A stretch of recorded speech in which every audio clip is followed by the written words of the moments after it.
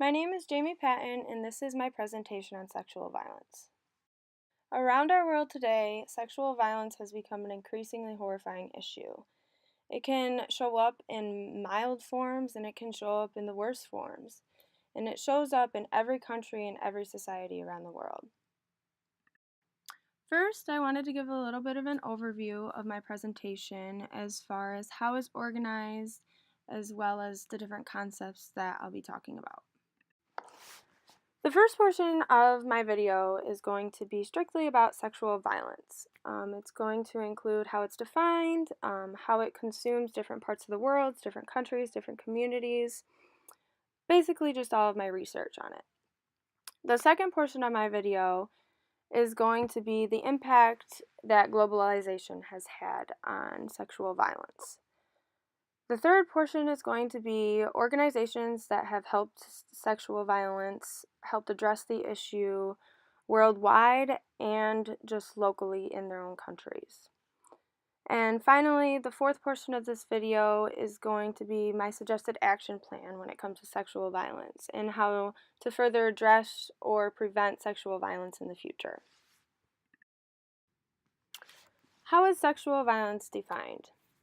I think that this is a major point because it seems that sexual violence is very underrated when it comes to people knowing about the occurrence of it. And that's mainly because it can present itself in many different forms. People don't realize that sexual violence is really any sexual act towards somebody who doesn't want it. Which brings me to the topic of rape. Rape within marriage can happen, rape even within dating relationships can happen, especially rape by strangers. Those are all different forms, but it really doesn't matter the relationship that the offender has to the victim, because if it's not wanted, it's not wanted, and it is considered sexual violence. And the sad fact is about 1/3 of adolescent girls in the world report that their first sexual experience was reported as being forced. Looking at an even bigger aspect, 1 in every 3 women worldwide have experienced some sort of physical or sexual violence throughout their lifetime. And if you think about it, if you put that in perspective, if there was only 1 million women in the world, about 300,000 of those women would have been abused in some sort of sexual violent way. Now let's move on to the factors that really contribute to why these acts of sexual violence are committed onto women. The first one being poverty. Poverty is a huge factor of sexual violence, mainly because it makes men feel less masculine. They're frustrated, they're angry, and their way to exert that is to make them feel more masculine by making them feel like they have power.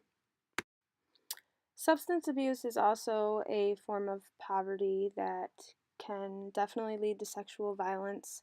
If a man feels like he can't provide for his woman anymore, and he resorts to things that possibly make him feel better, but then make him act in a way that he wouldn't normally act.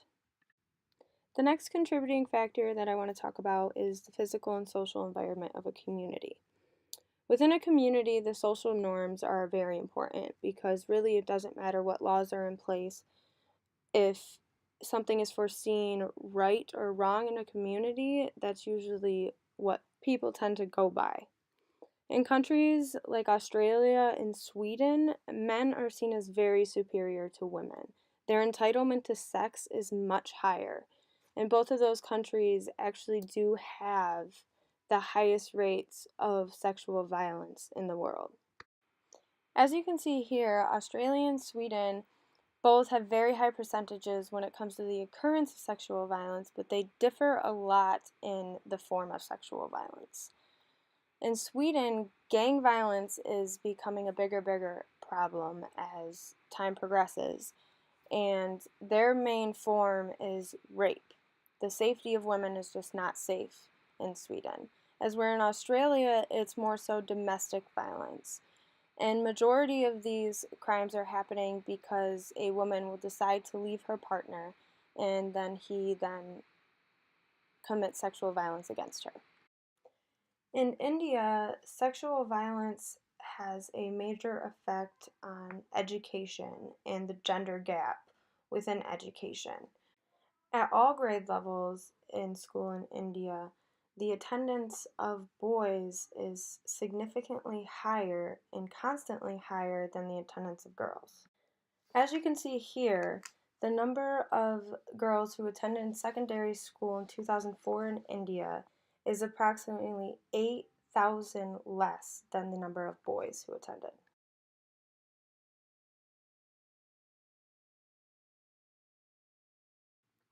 The first reason has to do with young girls' encounters with older boys on their way to school and on their way home from school. Girls are often teased a lot, made fun of, and majority of the time, these girls often feel very frightened because these older boys make many sexual suggestions. The second reason considers the poor physical condition of the schools. Many of these schools in India didn't have enough classrooms for the amount of kids who attended school, so the classrooms were very cramped, putting boys and girls very close in space. This meant that the girls were crammed together on an inadequate number of benches, making the girls feel very awkward. The third reason considers the maltreatment and discrimination against young girls by teachers, especially teachers in the workshop portion of school. These teachers were harsh. They would hit girls' hands with a ruler. They were not encouraging. They would scold the girls and they would use very derogatory terms against them. And finally, the fourth reason is caste discrimination. This type of discrimination happens mainly among all the girls themselves, the girl students within the schools. Things such as where they sat, whom they talked to, ate food, and drank water was dependent solely on the caste. For example, the upper caste girls would drink water before the lower class girls got to. Next thing I'm going to talk about is the impact that globalization has had around the world on sexual violence. In regards to sexual violence, technology has probably had the largest positive impact around the world. Because as technology keeps progressing, it's easier and easier for people to discover the truth. It's easier for people to be more aware about what's happening when it comes to sexual violence. And it's also easier for people to find the resources they need to get help. The internet specifically almost takes the power away from the governments around the world and puts them back in the hands of all of us citizens. The use of online campaigns are becoming more and more relevant, and they're becoming more and more helpful because you don't actually have to be in that place to be able to protest your opinions. Like in Afghanistan, these campaigns and the major globalization of technology has raised awareness of these issues and generated public pressure to stop human rights violations against women. On the other hand, globalization has also had a pretty negative effect as well. This constant progression of technology is wonderful for the women who have access to that, but it definitely significantly leaves behind those who don't have access to that. Besides the countries that just don't have access to the internet or access to technology, there's also so many women in the world who have never had any access to education whatsoever and who are illiterate. So even if they did, it wouldn't matter. So while many parts of the world are progressing and who are becoming more aware of sexual violence, there's also many parts of the world who are being left behind, and while they're being left behind, it could lead to even worse treatment for them. Now let's move on to the global organizations, specifically 3 of them that contribute to sexual violence around the world. The first being World Health Organization. So here you can see World Health Organization's mission statement. And you can tell that what they do is they work primarily with healthcare providers. And what they do with them is they create guidelines for them to follow that will better help the people in need. And that's exactly what the World Health Organization is doing in regards to sexual violence. They are creating these guidelines aimed at healthcare providers because they are in a unique position to address the health and physiological needs of women who have experienced violence. And with these guidelines, our healthcare providers will be able to provide practical care and support that responds to the woman's concerns but does not intrude. The next organization I really want to talk about is RAINN. RAINN is a global, worldwide organization that provides multiple numbers of services, classes, and help for survivors, as well as spread lots of awareness in all countries around the world. There are two actions that RAINN takes that really help address the issues of sexual violence throughout the world as a majority. The first one being the consulting services that they provide. They provide services to programs all around the world, helping them decide what is the best way to suit the survivors that they come in contact with, the best way to suit the people of their own community. The second is the public policies that they go by. They work with law enforcement all around the world to advocate for people who can't advocate for themselves. And they rearrange laws, they make things different, they do what they need to do to make sure that people that can't speak for themselves are protected. Next, I want to talk about the action plan, what I think should take place in the future that would really benefit and help people who are victims to sexual violence around the world. As far as third world countries goes, I think that there needs to be more organizations that are within those countries that are made up of people within these communities, these poor communities, that are focused on just their community. I think it would make it so people were more progressive and people cared more about what actually happened. I also think that in partner with possibly the RAINN organization, they could use their public policies to also figure out those law enforcement around the world who don't necessarily have the best of intentions.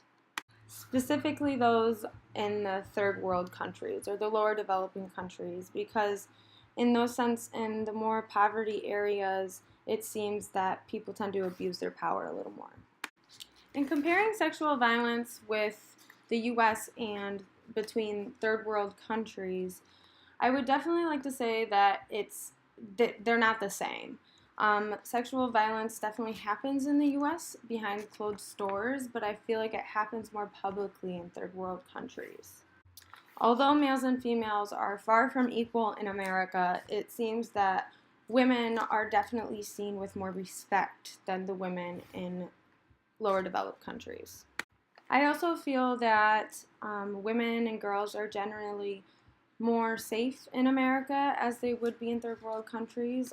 We definitely have laws against discrimination and definitely have laws against unwanted sexual acts, whereas in these third world countries, I don't feel like they have as much.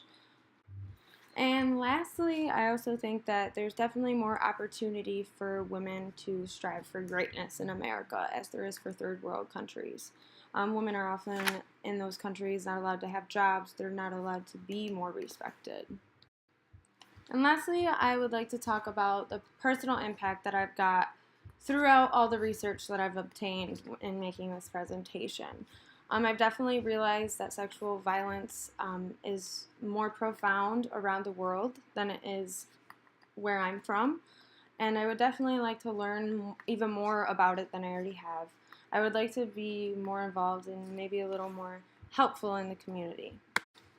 Another thing that I learned is also to never judge people, never judge what they're going through. A lot of times in sexual violence, people are sex trafficked or they're forced to do things that they don't really want to do. So it's taught me to be a little more empathetic in that sense. This research will also definitely have an effect in my future, how I view things. I will definitely be more aware of my surroundings, and I'll look out for the signs that show when something is wrong. Well, that concludes my presentation about sexual violence on women and girls around the world. I hope you enjoyed and learned as much as I did.